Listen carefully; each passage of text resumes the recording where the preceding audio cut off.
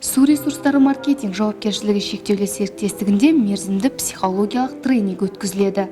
Мақсаты кәсіпорын қызметкерлерін оқыту, күйзеліспен күресу, оңай ойлауды үйрену және депрессияға түспеу. Мұның бәрі жұмысқа оң әсер етуі керек. Яғни кәсіпорын ұсынатын қызметтердің сапасын арттырады. Соңғы тренингте заңды тұлғалармен жұмыс бөлімінің өкілдері қатысты. Тренингті Мұхтар Әуезов атындағы Оңтүстік Қазақстан университетінің оқытушысы, тәжірибелі маман, психолог Сандуғаш Данаева. Тренингтің өзі бірнеше сабақтардан тұрады. Олардың мақсаты психологиялық жағдайды анықтау және дағдарыс жағдайынан шығу жолдарын белгілеу. Ол үшін қатысушыларға бірқатар сынақтардан өтуі қажет. Соның арқасында өзінің психологиялық жағдайын өмірге және мансапқа деген көзқарасын оңай анықтауға болады. Алынған мәліметтерге сүйене отырып, болашақ өмірлік және кәсіби стратегиялық маңыздылықтарын белгілейді. Кәсіпорын басшылығы қызметкерлердің психологиялық жағдайына ерекше көңіл бөледі.